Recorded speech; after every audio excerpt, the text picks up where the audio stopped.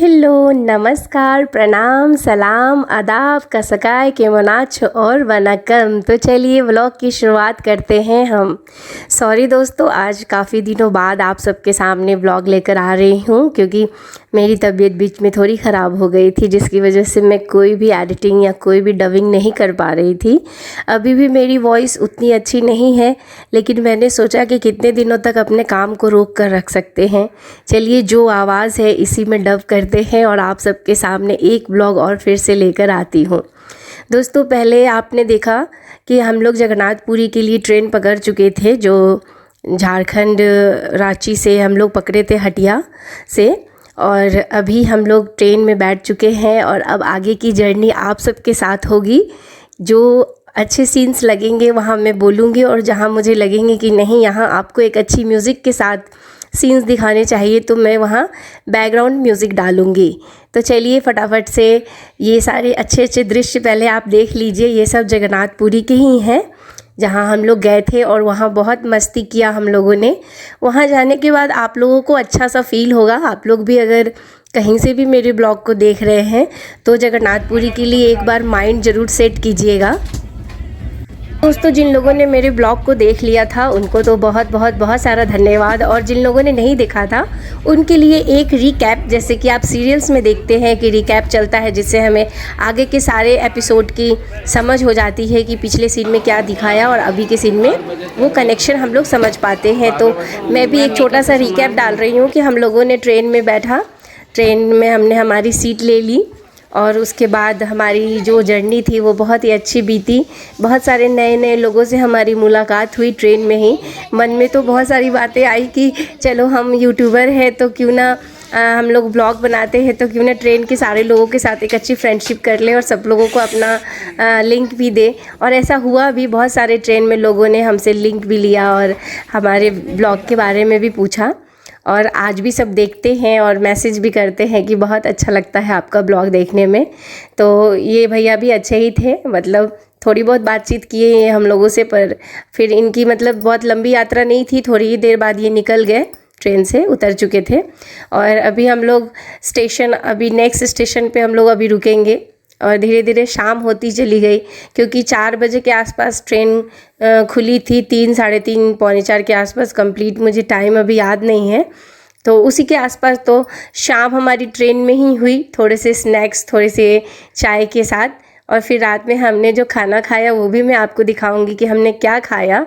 और खाना तो बहुत ज़्यादा टेस्टी नहीं थे, मतलब ठीक ठाक थे, क्योंकि हम लोग, इतनी गर्मी थी ना कि खाना हम लोग पैक कराने का सोचा था कि घर से पैक करा कर ले जाते हैं, लेकिन फिर सुबह निकले थे हम लोग करीबन 9 बजे घर से। वहाँ से हमें 2 घंटे लगे, 3 घंटे लगे रांची पहुँचने में बस से, फिर हमें वहाँ से स्टेशन पहुँचने में 1 घंटे लगे। तो इस दरमियान खाना भी ख़राब हो जाता है ना, बहुत लॉन्ग टाइम आप अगर जर्नी करते हो तो यहाँ प्यारा सा शहज़ादा मेरा सफ़र को एंजॉय कर रहा है और इसे बहुत मज़ा आ रहा है। बस बच्चों का क्या है, जब चाहें बस चाहेंगे कि घूमते रहे, मस्ती करते रहे। बस आप लोग भी ऐसे ही सफ़र को एंजॉय करिए। अभी थोड़ा सा मैं बैकग्राउंड म्यूज़िक लगाऊंगी, तब तक जहाँ तक मुझे लगेगा कि नहीं यहाँ म्यूज़िक ही अच्छा लगेगा, तब तक आप लोग म्यूज़िक के साथ सीन्स को एंजॉय करिएगा। उसके बाद फिर हम आगे वार्तालाप जारी करेंगे।